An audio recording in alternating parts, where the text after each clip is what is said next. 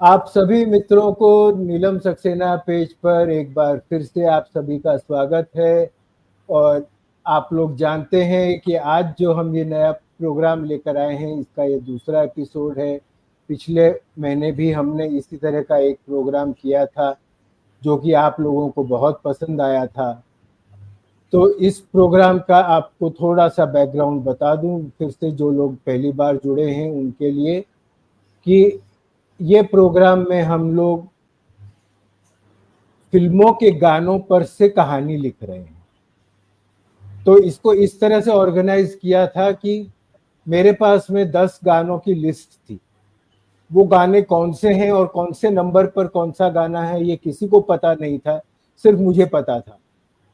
और मैंने आज के जो हमारे मंच पे 5 कलाकार हैं, उन पांचों को मैंने रिक्वेस्ट किया कि आप लोग अपने अपनी चॉइस का एक नंबर बताइए, और जो नंबर उन्होंने बताया वो नंबर का गाना उनके हिस्से आ गया।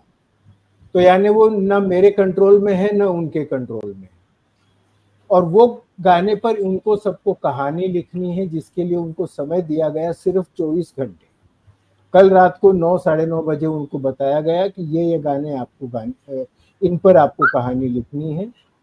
और उन्हें जो गाना दिया गया है, उन्हें उस गाने से शुरू करके कहानी कहनी है या उस गाने पर खत्म करके कहानी कहनी।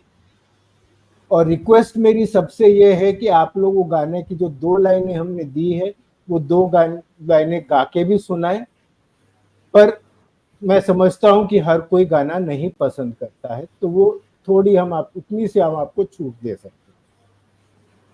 तो हम आइए, आपको सबसे पहले मैं आज के मंच से मिला देता हूं। हमारे साथ में यहाँ पर है मैत्री जोशी, डॉक्टर मैत्री जोशी, जो पूना से हैं। नमस्ते। डॉक्टर डॉक्टर कोयल विश्वास, ये बेंगलोर से हैं। डॉक्टर मंजू चौहान, ये चंडीगढ़ से हैं। आशा सिंह गौर जी यहाँ पर हमारे साथ जुड़ी हुई हैं, पर उनका नेटवर्क खराब है, इसलिए वो वीडियो ऑफ कर रखी है ताकि कम से कम हम उन्हें सुन सकते हैं। और लास्ट में हमारे यहाँ पर जो हैं वो हैं अनूप पांडे जी, जो भी मुंबई से हैं। तो हमारे ये 5 जने हैं हमारे साथ में आज। और हम शुरुआत कर रहे हैं डॉक्टर मंजू चौहान से। उनके यहाँ अचानक कोई आ गए हैं मेहमान, तो उन्हें जाना पड़ रहा है। तो हमने कहा कि ठीक है, कोई बात नहीं, हम शुरुआत आपसे ही करते हैं। तो पहला नंबर हम मंजू जी को बुलाते हैं।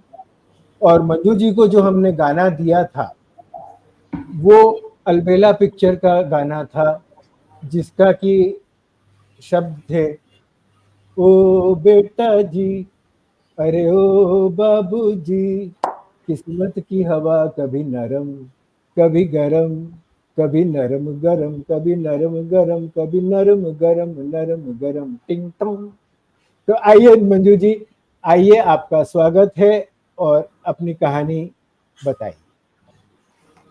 जी, बहुत बहुत धन्यवाद सर। नीलम मैम का बहुत बहुत धन्यवाद इतना सुंदर पटल बनाने के लिए, इतना सुंदर प्लेटफॉर्म देने के लिए सभी को।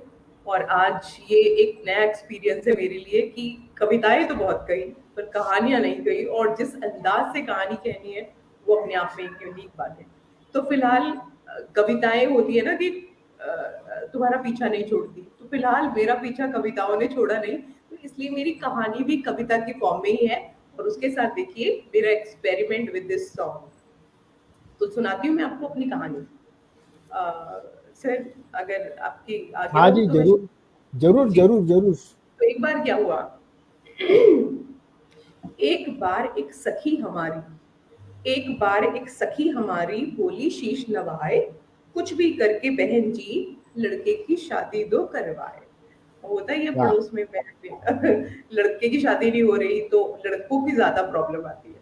तो एक बार एक सखी हमारी बोली शीश नवाए, कुछ भी करके बहन जी लड़के की शादी दो करवाए। कहने लगी, लड़का मेरा बड़ा बावला दुल्हन दुल्हन चिल्लावे, लड़का मेरा बड़ा बावला दुल्हन दुल्हन चिल्लावे, जब भी कोई लड़की देखे पीछे पीछे जावे।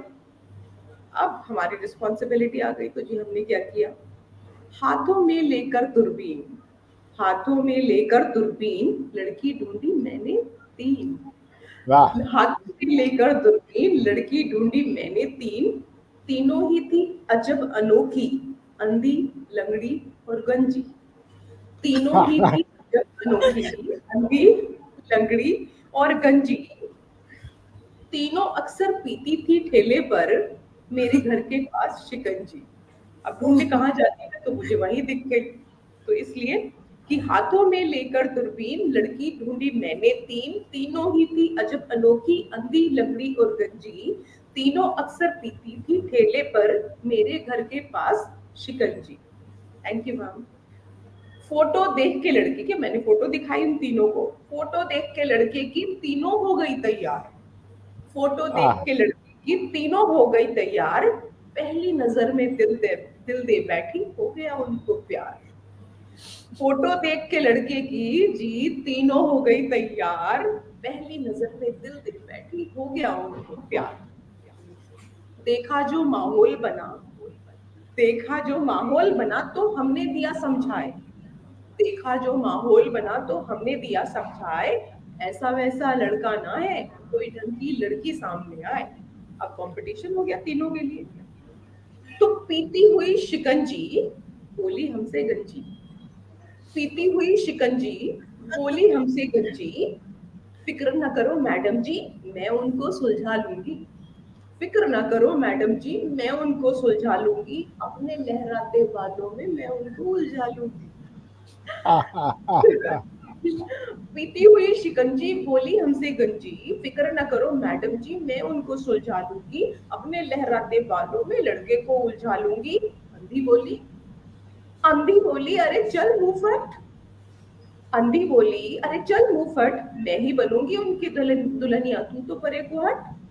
तस्वीर उनकी मैंने अपनी आंखों में बसा ली है, तस्वीर उनकी मैंने अपनी आंखों में बसा ली है, जाकर कह दो उनसे उन्होंने सुनैना बटा ली है। आह, आह, आह, आह। तो अंधी बोली अरे चल मुंहफट, मैं ही बनूंगी उनकी दुल्हनिया, तू तो परे को हट। तस्वीर उनकी मैंने आंखों में बसा ली है, कह दो इन्हें उनसे जाकर उन्होंने सुनैना फंसा ली है। लंगड़ी बोली, लंगड़ी बोली क्या करती हो बात, कान दबाकर अभी निकल लो वरना पड़ेगी लात। लकड़ी बोली क्या करती हो बात, कान दबाकर अभी निकल लो वरना पड़ेगी लात। जहां तक घटा चलेगी मैं भी उनके साथ चलूंगी, जहां तक घटा चलेगी, आपको गाना याद ही होगा, जहां तक घटा चलेगी मैं भी उनके साथ चलूंगी, तुम दोनों अभी फुर हो जाओ इनको तो बस मैं ही मिलूंगी। अब खड़ी खड़ी मैं ये सोचूं, अब मैं खड़ी खड़ी ये सोचूं क्यों पंगा ले ली ना, तीनों ऐसी पीछे पड़ गई मुश्किल कर दिया जीना। अब मेरी तो ये हालत है, जो मेरी सखी थी जिसने अपने लड़के की शादी करानी थी, तो सखी हमारी देख लड़कियां ऐसे सरपट भागी, सखी हमारी देख लड़कियां ऐसी सरपट भागी, खड़ी खड़ी मैं मन में ही गीत ये गाने लागी, खड़ी खड़ी मैं मन ही मन में गीत ये गाने लागी। और गीत मैंने कौन सा गाया, अरे ओ बाबूजी, अरे ओ बाबूजी, किस्मत की हवा कभी नरम कभी गरम, कभी नरम नरम कभी गरम गरम, कभी नरम गरम कभी नरम गरम, ओ बेटा जी। Thank you so much. बहुत बढ़िया, बहुत बढ़िया। बहुत आपने बढ़िया, तो बहुत पूरी, बात है, क्या बात है सच में। वेरी नाइस, लवली बहुत अच्छे, बहुत presentation. Thank you so much. बिल्कुल अलग अंदाज और अलग तरह से, और कहानी को भी कविता के माध्यम से जो सुनाई है, वाह, मजा आ गया। बहुत धन्यवाद। बहुत बढ़िया, कितना क्रिएटिव था। Thank you. यहाँ पर हमारे साथ में नीलम जी जुड़ चुकी हैं, सतबीर जी हैं, अपर्णा दीदी हैं। सभी कह रही हैं कि ये तो बहुत ही मजा आया है, बहुत बढ़िया है ये वाला। आपने जो मंजू जी ने कहा, ममता तिवारी त्रिपाठी जी हैं, उन्होंने भी कहा कि क्या बात है मंजू जी। तो सभी को पसंद आ रहा है। मीरा भंसाली है, निवेदिता रॉय जी हैं, सभी यहाँ पर हैं, तैयार हैं। और मंजू जी को जाना था शायद, तो हम उनसे इजाजत देते हैं। चाहते तो नहीं है कि वो जाएं, पर यदि फिर भी उन्हें जाना पड़े तो खैर हम रोक तो नहीं सकते हैं, तो मंजू जी आप अगर जाना चाहें तो जा सकती हैं, और रुक सकें तो रुके रहिए। हम सबका मन उसी में है कि आप रुके रहें। मन तो पर मेरा भी जाना बहुत, मैं बाद में शो को जरूर देखूंगी, पर जी वैसे भी पैनल थोड़ा सा अनबैलेंस्ड है, यहाँ 3 डॉक्टर और 2 मरीज हैं, तो मंजू जी हाँ। वही रखें, 2 डॉक्टर 2 मरीज।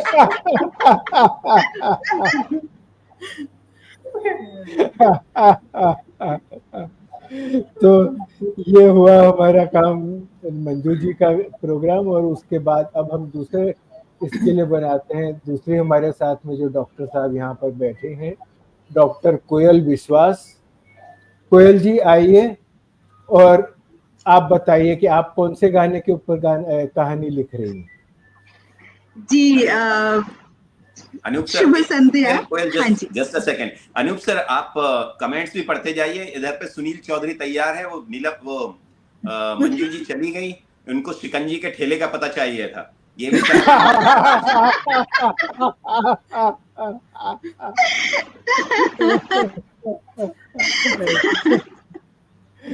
तो आइए कोयल जी। जी जी, शुभ संध्या।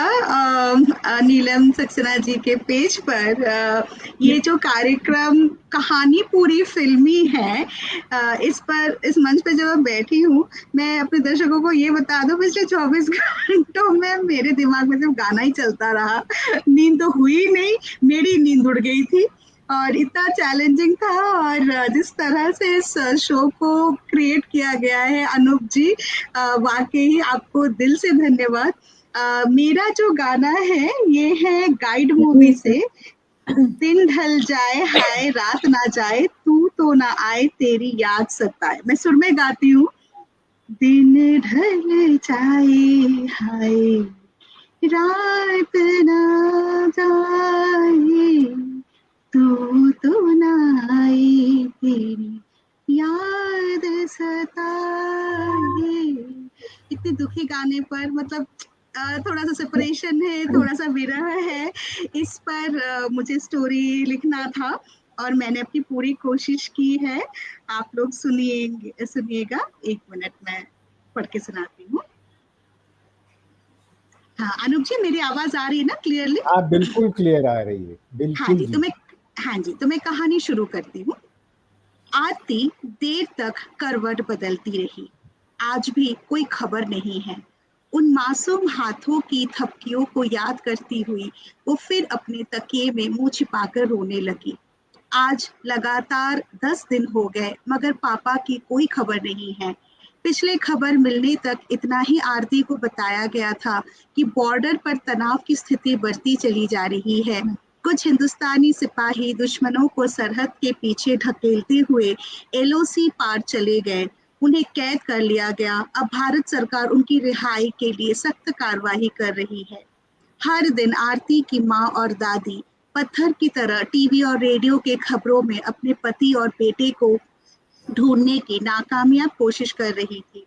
दादाजी भी तो इसी देश के लिए शहीद हो गए थे, तो क्या मेरे पापा भी? आरती आगे कुछ भी नहीं सोच पाई। 2 महीने पहले की तो बात है जब पापा घर आए थे।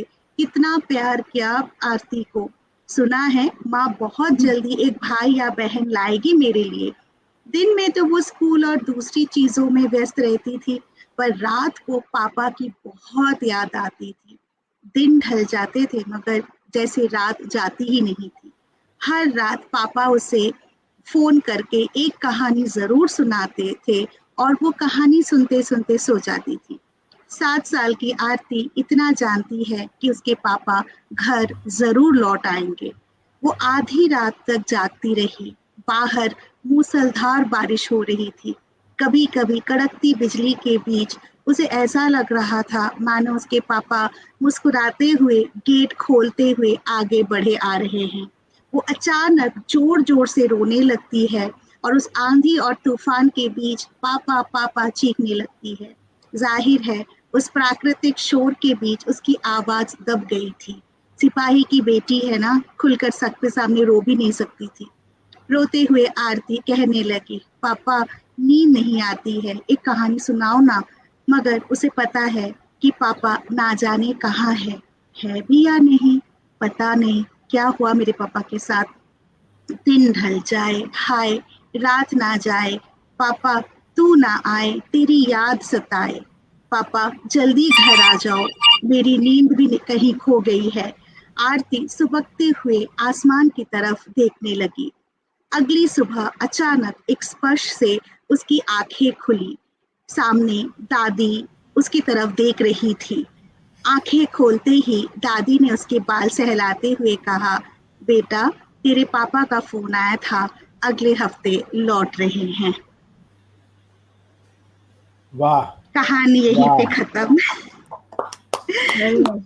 बहुत बढ़िया कोयल, बहुत अच्छे से पढ़ा है बहुत आपने। अच्छे से, बहुत अच्छे से पढ़ा। और आप जो दर्शक हैं, आप सबको बता दूं मैं कि इन्होंने जो हमको प्राइवेटली बात बताई थी कि अभी इन्होंने शाम को 7:30 बजे ये कहानी लिखी है।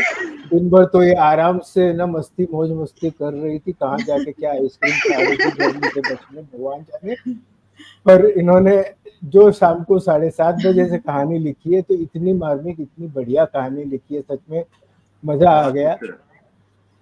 थैंक और यू। दर्शक आप सब समझते हैं कि आपने देखा कि कहाँ हमारे साथ में पहले जो थे मंजू जी की कहानी थी, कि उसका कितना एक हसीन रंगीन हंसी मजाक का एक उसका माहौल था, और कहाँ कोयल जी की ये कहानी थी कि इतना उन्होंने एकदम से उसको मार्मिक किया, और फिर उसमें लास्ट में कहानी में ट्विस्ट लाके उसको अलग ही उसका मोड़ दिया, एक सुखांत दिया मैंने। सुखांत जी। दिया उसको। तो यही हम चाहते हैं कि अलग अलग तरह से, अलग अलग तरह के गानों पर और किस तरह से आप लोग लेकर आते हैं, ये बहुत बढ़िया, बहुत अच्छी चीज है। तो सभी यहाँ पर पसंद कर रहे हैं। Mamta Tiwari thank Tripathi you ji so कह रही है much. Emotional touching story, Satbir ji कह रही हैं very sensitive story, beauty in spontaneity, Sunil Chaudhary ji कह रहे हैं मार्मिक रूप से गीत का इस्तेमाल किया कोयल जी। शिवनाथ शर्मा जी भी जुड़े हैं, वो भी कह रहे हैं कोयल जी बहुत बढ़िया। सतबीर जी तो कह रही जगह बताया ही आपको। और मीरा भी कह रही है यहाँ पर हमारे साथ में जुड़ी है कि बहुत अच्छे से आपने रिसाइट किया। तो सभी की तरफ से आपको बधाई, और आपकी तरफ से सभी को थैंक यू। बहुत बढ़िया कोयल लिखा है। थैंक यू भैया। तो इनके बाद में अब जो हम यहाँ पर अगला अगला हाँ अगला, चलिए अगला ही सही, हम अगला हमारा कवा नहीं, अगला कवि जो है हमारा, उसे हम बुलाते हैं अनूप पांडे बम्बई से। और जो लोग, आप लोग अनूप जी की कविता सुन चुके हैं, आप लोग जानते हैं वो बढ़िया एक श्रेष्ठ कोटि के रचनाकार हैं, और कहानियां भी बहुत अच्छे लिखते हैं। मैंने इनकी कई कहानियां पढ़ी भी हैं। पर अभी 24 घंटे में गाना लेकर इन्होंने क्या कहानी रची है, क्या दास्तां इन्होंने सुनाई है, ये तो अब हम सुनेंगे तब जानेंगे। क्योंकि इनका गाना है जो इनको जो दिया था, वो ये था, अजीब दास्तां है ये, कहाँ शुरू कहाँ खत्म, ये मंजिलें हैं कौन सी, ये तुम समझ सके ना हम। आइए जी अनूप जी। नमस्कार जी। नमस्कार। कहानियां दो थी मेरे पास, एक लिखी हुई, एक बिना लिखी हुई। तो अभी दौर चल रहा है, एक पहली कहानी जो थोड़ी सी हास्य वाली हो गई, दूसरी देशभक्ति को टच करती हुई थोड़ी सी मार्मिक हुई।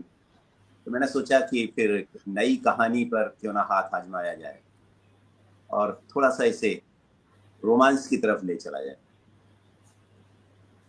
ये कहानी उस दौर की है जब मैं पहली नौकरी छोड़ के दूसरी नौकरी की तरफ बढ़ रहा। जून या जुलाई 1988 की बात है। मैं पूना में था, पहली नौकरी छोड़ चुका था, रेलवे की नौकरी ज्वाइन की थी।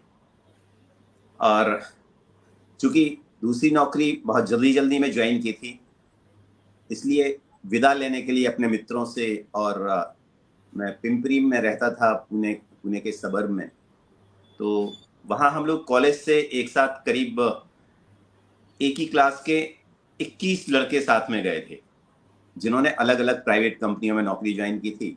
सरकारी नौकरियों का अभाव था, नए नए कॉलेज से निकले थे, सब पूना में इधर उधर जॉब कर रहे थे। हल्की सी बारिश हो रही थी उस दिन, हम सारे लोग इकट्ठा थे, साथ में एक छोटा सा जश्न का माहौल था। सारे लोग जैसा कि सारे के सारे कुंवारे थे, किसी की शादियां नहीं हुई थी, और थोड़ी सी मौज मस्ती करते रहते थे। एक सभी के मन में, दिल में एक उमंग बनी रहती थी, खास तौर से उस जमाने में हम लोग भी जवान थे, तो लड़कियों को देखकर। तो खाना खत्म हुआ, आवाज नहीं आई आपकी सर, जलान मैं सर। यहाँ आपको बीच में इंटरप्ट कर रहा हूँ क्योंकि मीरा जी ने जो इतना बढ़िया कमेंट लिखा है, ये लोगों को सुनाना जरूरी है कि ये सारी रोमांस की बातें ये सुनील भैया से इन्होंने असर में इन्होंने लिखी है, वरना इनका ये इस तरह से लिखने की आदत नहीं है। नहीं, मैं यूजुअली नहीं लिखता जी सॉरी, आप कंटिन्यू करिए। मीरा को तो मैं बाद में देख लूंगा, और सुनील भैया नमस्कार, कोई दिक्कत नहीं। दोनों दो सुनील हैं, दोनों दो सुनील हैं, और दोनों इसी मामले में, इस विधा में पारंगत हैं।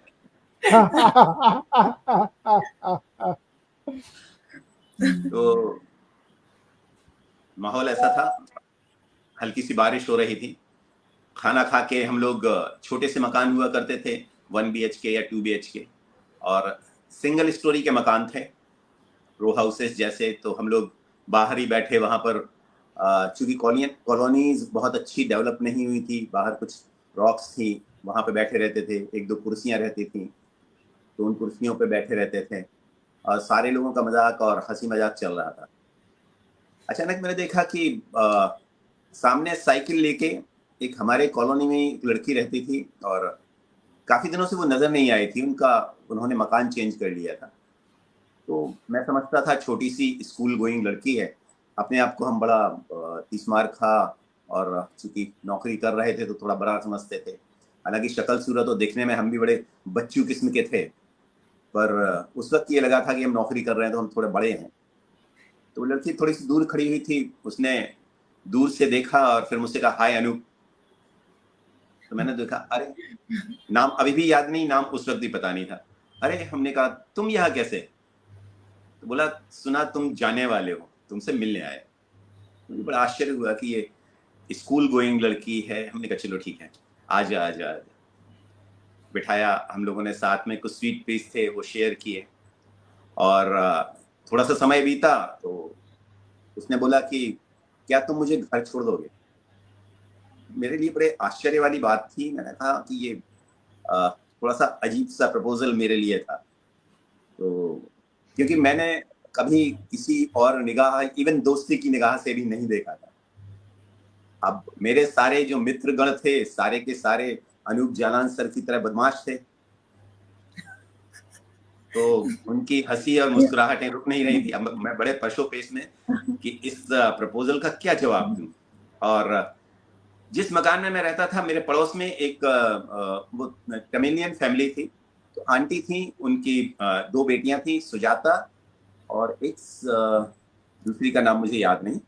सुजाता मुझसे छोटी थी और राखी बांधती थी वो, तो वो भी एक बहन हो गई थी। तो और उसका भी अनूप भैया, जाओ जाओ जाओ जाओ जाओ अनूप भैया। अब मैं साथ में करीब एक बीच में एक सड़क थी, सड़क के उस पार उसकी कॉलोनी थी, मुश्किल से 400 मीटर का रास्ता रहा होगा। तो हमने सड़क पार की, और फिर अब बात क्या करूं मेरी समझ में नहीं आ रहा था। फिर मैंने सोचा कि कुछ जमाने में स्कूल और कॉलेज हुई, तो मैंने पूछा तुम कौन सी क्लास में पढ़ती हो? तो उसने बताया नहीं, मैं BSc सेकेंड ईयर में हूँ। तब मैंने ध्यान से देखा, फिर मुझे लगा हाँ थोड़ी सी बड़ी है। अब उसके बाद हम पहुंचे और उसका घर आ गया। कोई खास बात नहीं हुई, कोई बहुत ज्यादा कुछ जो थॉट्स थे वो एक्सचेंज नहीं हुए। जमाना फोन का या माइक इसका मोबाइल फोन का नहीं था कि नंबर एक्सचेंज होते। छाता मेरे हाथ में था, साइकिल उसके हाथ में थी। फिर मैंने छाता उसको दिया, साइकिल अपने हाथ में ली, लुढ़काते हुए हम लोग चलते रहे। उसके घर के पास मुझे मालूम था उसका घर थोड़े से आगे है। बहुत धीरे धीरे हम लोग चल रहे थे। घर के पास अचानक वो रुकी, छाते में मेरी तरफ टर्न हुई और फिर मुझे ध्यान से देखा। फिर बोली, तुम इसके बाद कभी आओगे नहीं। मैंने बोला ना। तुम इसके बाद कभी मिलोगे नहीं। मैंने कहा ना। उसने बोला, कैन यू हग मी? मैंने कहा ओके। गले मिली। उसने मेरा छाता मुझे दिया, मैंने उसकी साइकिल उसको दी और दोनों निकल पड़े अपने अपने रास्ते पर, दो अलग दिशाओं में। हाँ, जब अनूप सर ने ये गाने का सब्जेक्ट में दिया था, ये गाना उस वक्त बज रहा था वहां पे। अजीब दास्तां है ये, कहाँ शुरू कहाँ खत्म, ये मंजिलें हैं कौन सी, न तुम समझ सके न हम, अजीब दास्तां है ये।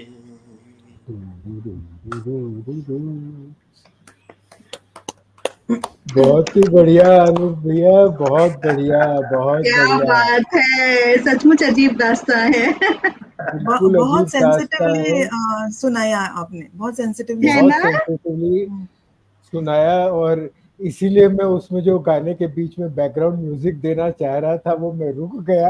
मैंने अपने आप को मुश्किल से रोका कि वरना ये गाने के साथ में बैकग्राउंड म्यूजिक निकलता ही है मुंह से। निकलता है।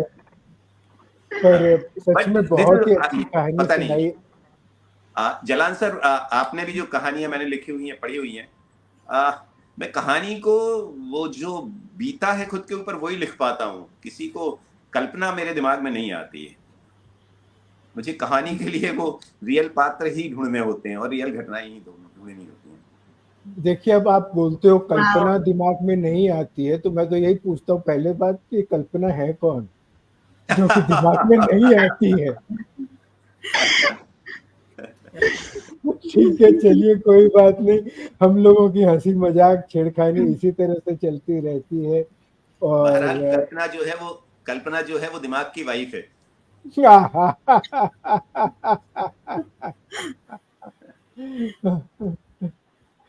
तो चलिए, बढ़िया बात है। यहाँ पर मीरा जी कह रही है रोमांस आप पर सूट कर गया सुनील जोशी भैया, आपको कंपटीशन मिल गया। और सतबीर जी भी कह रही है nice story, fits the song, but the story is full of possibilities. इसको अब आप सतबीर जी से आप प्रेरणा लीजिए इसको, और इसको थोड़ा अपने कल्पना लगा के इसको कुछ और डेवलप करके आप इसको एक्चुअल में नॉवेल पूरा बना सकते हैं। कुछ कहानियों के लिए मंजिल की जरूरत नहीं होती है सर। कुछ कहानियां जैसी हो ये उतनी में ही बात खूबसूरत होती हैं। ये बात जैसे भी बिल्कुल आपकी ट्रेन से सही है। निकलते हुए कुछ दृश्य रहते हैं ना, जो एक झटके में निकल जाते हैं और आपको मन मोह लेते हैं, बस वो उतनी देर के लिए होते हैं। So this is life sir. This is life, बिल्कुल बराबर बात है। तो बहुत बढ़िया कहानी आपने अनूप जी ने सुनाई। और अब हम हालांकि दर्शकों को मैं बता दूं, इसके बाद कोई कमेंट हम में से नहीं करेगा, कहानी अभी पूरी नहीं थी। यस, डेफिनेटली ये छक्का मारा है अनूप जी ने। क्या बात है। नेक्स्ट एपिसोड अब सारे लोग इमेजिनेशन के लिए फ्री हैं। अब सारे लोग इमेजिनेशन के लिए फ्री हैं। नहीं, हम अगले एपिसोड का इंतजार करेंगे।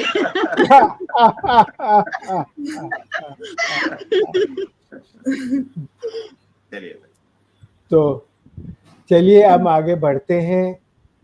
और आशा जी का हमारे पास में मैसेज आया है, उनका नेटवर्क में कहीं कुछ बड़े प्रॉब्लम है, वो जुड़ नहीं पा रही हैं।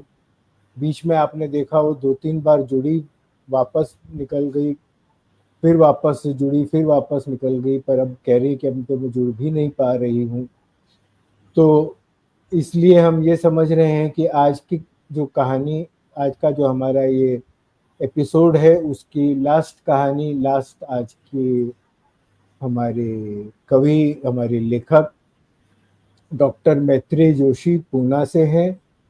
और इनको जो गाना दिया था उसका, वो गाना भी आपको मैं बता दूं कि इनको जो गाना बताया था, इनको जो गाना इनके नसीब में आया, मैंने नहीं दिया, वो इन्होंने नंबर चूज किया, वो नंबर इनके हाथ आ गया, उसमें मेरा कोई दोष नहीं है। तो जो गाना था उनका वो ये था कि छोटी सी ये दुनिया, पहचाने रास्ते हैं, तुम कभी तो मिलोगे, कहीं तो मिलोगे, तो पूछेंगे हाल, छोटी सी ये दुनिया। तो ये छोटी सी दुनिया, इसके पहचाने रास्तों पर देखते हैं अब कि हमारे कोयल जी, हमारे अपने मैत्री क्या हमारे को कौन सा गाना सुनाती, कौन सी कहानी सुनाती है। नमस्ते। मैत्री एक या मिनट, आप पूना यस से ही है ना? या हाँ हाँ, तो आप जो मेरा वाले जो कहानी है ना, उसको अपने गाने से जोड़ी है, उसमें उसको ढूंढ निकाल। अगली बार जरूर। एक्चुअली जब जब अनूप जी ने मुझे कहा था कि ऐसे ऐसे प्रोग्राम है और तुम्हें उसमें पार्टिसिपेट करना है, तो 1 मिनट तो मैं ये हो गई, मतलब थोड़ा सा डर गई कि मुझे 24 घंटे में गाने के ऊपर से मुझे कहानी लिखनी है, शायद मुझे ना आए। तो मैंने उनको बोला भी कि नहीं मैं नहीं करती हूँ, मुझे थोड़ा टाइम का बहाना बनाने की कोशिश की। लेकिन मुझे समझ में आया कि अनूप जी कुछ सुनने वाले नहीं है, तो फिर मैंने सोचा चलो करके देखते हैं, चैलेंज अपने आप को।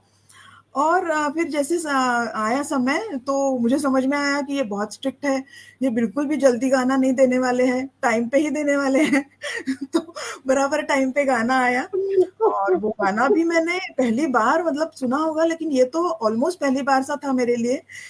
तो पूरे 24 घंटे ऐसे सोच में, अलग अलग तरीके के सोच में चले गए। लेकिन जैसे हम जिस माहौल से गुजरते हैं या फिर वो माहौल छोड़ के आते हैं, तो एक लिंगरिंग सा रहता है। तो मेरा ऐसे हुआ है कि मैं छुट्टी मना के आई हूँ कुछ दिन पहले, तो वो छुट्टियों का मेरे दिमाग में छुट्टियां हावी है अभी तक। मैं मतलब घर में तो हूँ, लेकिन अभी भी फिलहाल छुट्टियों में भी हूँ, छुट्टियों में ही हूँ, ऐसे मुझे लगता है। तो उसी से रिलेटेड ये कहानी है। तो मैं कहानी आप सबको, आपके साथ सब के साथ शेयर करती हूँ। तो कहानी ऐसे है कि हमारे कहानी के किरदार है मिस्टर शर्मा। तो शर्मा जी चंडीगढ़ में रहने वाले थे। उनका सारा परिवार, उनकी मिसेस और बच्चियां चंडीगढ़ में रहते थे।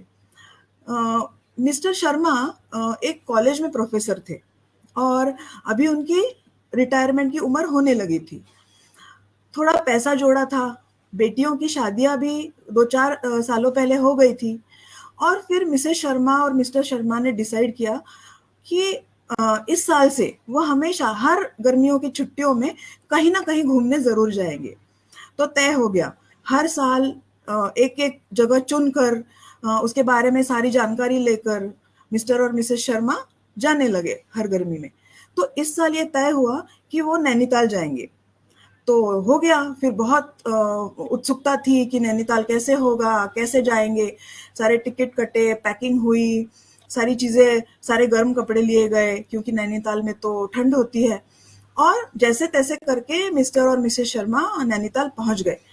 तो नैनीताल बहुत ही खूबसूरत जगह थी, हर जगह वादियां, बड़े बड़े पहाड़, पहाड़ों पे धूपकाल के समय होने के बावजूद ग्रीनरी थी। नैनीताल हर जगह से नैनीताल दिखता था, मतलब तालाब है वो नजर आता था। नैनी देवी का एक छोटा सा बहुत खूबसूरत सा मंदिर भी नजर आता था। उनका जो होटल है वो भी बहुत खूबसूरत जगह पर बसा हुआ था। सारी आरामदायी चीजें वहां पे थी। हर रोज शाम को कैंप फायर लगता था, मतलब मैचेस देखने के लिए मिलती थी हॉल में।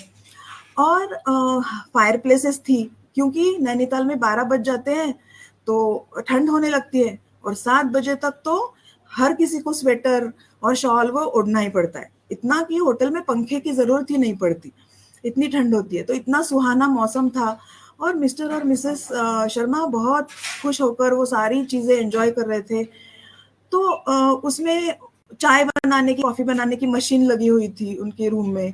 फिर बाथरूम में बहुत महक वाले सुंदर सुंदर साबुन और बहुत अच्छी मेक की शीशियाँ, जो बॉडी लोशन और शैम्पू। तो शर्मा जी हर बार होटल में जाते थे तो सोचते थे ये होटल वाले ये सारी इतनी खूबसूरत महक वाली साबुन और इतनी खूबसूरत शीशियाँ ये कहाँ से लाते होंगे। हम जब दुकानों में जाते हैं हमारे गांव में तो हमें तो ऐसा कभी कुछ दिखता ही नहीं है, यहीं पे दिखता है। तो उनको जैसे उन सारी शीशियों से और वो सारे सैशों से प्यार ही हो गया था। तो बस एक रूटीन बन गया था उनका कि जब भी होटल से निकले तो वो शीशियाँ, वो साबुन के वो पैकेट्स और वो चाय कॉफी के सैशे, वो सारी चीजें अपने बैग में भर लेते थे। और उनके घर में जैसे एक कलेक्शन तैयार हो गया था, सारी रखी हुई थी, अलग अलग कलर के लिक्विड्स वाली शीशियाँ, अलग अलग रंग वाले साबुन, अलग अलग महक वाले चाय कॉफी के सैशे। और वो उसको घर जाकर कोई उसका बनाते नहीं थे या फिर उसे नहाते नहीं थे, बस महक भर से ही वो खुश हो जाते थे, वो साबुनों की खुशबू से। और वो शीशियों को देख देख कर उन्हें खुशी मिलती थी और वो उनके छुट्टियों का फिर से मतलब एक उनको याद आती थी उन छुट्टियों की, तो एक मेमोरीज से बन गई थी। तो इस बार भी उन्होंने, मिसेस शर्मा ने वो सारी शीशियाँ ली और वो अपने हैंडबैग में भर ली और बेल बॉय उनका सामान लेकर बस की तरफ चलने लगा। जाते जाते मिसेस शर्मा के हाथ से वो हैंडबैग गिर गई और थोड़ा सा सामान बाहर आ गया। तो वो सारी शीशियाँ, वो सैशे थोड़े बहुत बाहर आए। बेल बॉय ने देख लिया तो बेल बॉय तो जूनियर था तो चुप कर गया, लेकिन शर्मा जी और उनकी नजर मिल गई और शर्मा जी को थोड़ी सी शर्मिंदगी तो महसूस हुई, लेकिन मन नहीं माना। मन ने ये कहा नहीं नहीं, मैं ये शीशियाँ और ये सारे सैशे तो नहीं छोड़ सकता, ये तो मुझे ले जाने हैं। तो उन्होंने जल्दी जल्दी वो बैग में भर लिए और बस की तरफ चल दिए। बस में जाकर भी उन्होंने सोचा, मन में तो आया कि ये चीज मैंने जो की है मुझे शर्म आ रही है, लेकिन फिर उन्होंने आसानी से अपने दिमाग से वो चीज निकाल दी और घर पहुंच गए। तो चंडीगढ़ में पहुंचने के बाद धीरे धीरे कॉलेज खुलने के दिन आ गए। तो कॉलेज खुलने का जो पहला दिन होता है वो तो बहुत उत्साह उमंग से भरा हुआ होता है। शर्मा जी को आदत भी थी क्योंकि वो तो प्रोफेसर थे, तो बच्चों को पढ़ाना, कॉलेज में जाना, वो तो उनके लिए बहुत एक उमंग सी महसूस करते थे। तो वो तैयार होके हमेशा की तरह चल पड़े। कॉलेज पहुंचे और केमिस्ट्री के प्रोफेसर थे तो केमिस्ट्री की क्लास में एंटर हुए। उन्हें पता था आज सारे नए चेहरे उन्हें मिलने वाले हैं, सारे नए छात्र होने वाले हैं।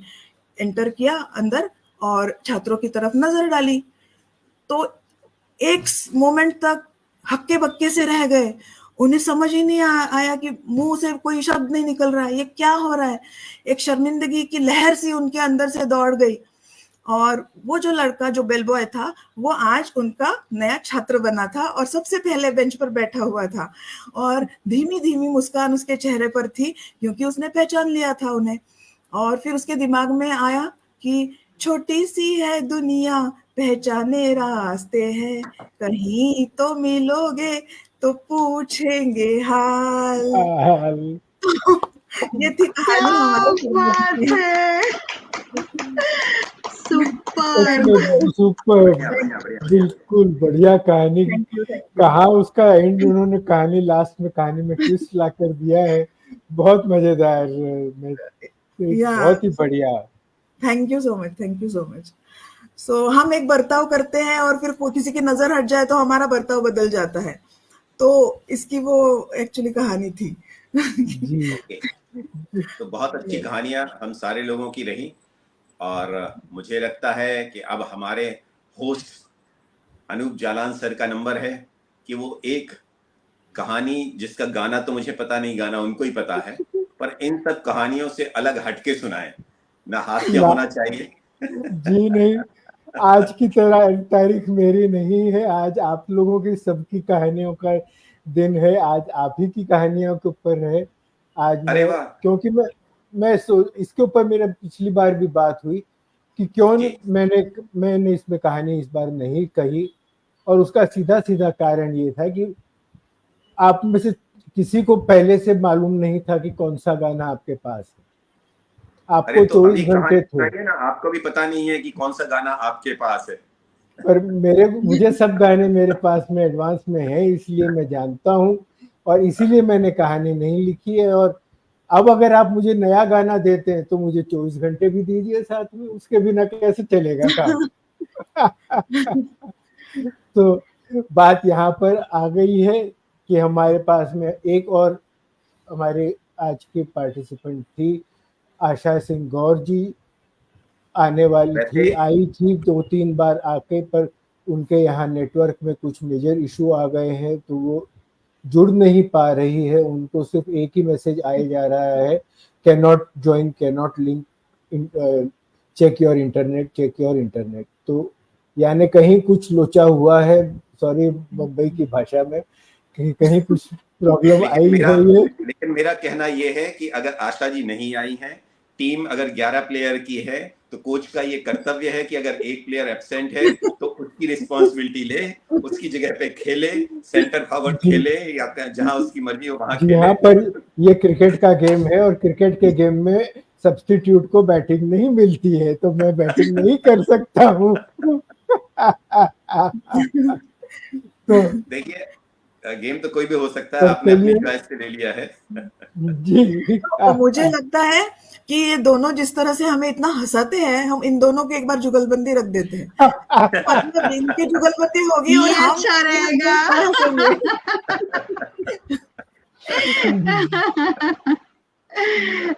तो जी, हम लोग भी इसी पे तो कुछ सोच रहे थे। हाँ कोई गला सम्मेलन रखा जाए इस तरह सुनील का। जोशी पूछ रहे हैं गाना कौन सा था, तो गाना तो बताई दीजिए जलान सर। उनका गाना था कैसे दिवाली मनाए हम लाला, अपना तो 12 महीने दिवाला, अपना तो 12 महीने दिवाला। ये जॉनी वॉकर पर फरमाया गया गाना है, फिल्माया गया, पैगाम पिक्चर का।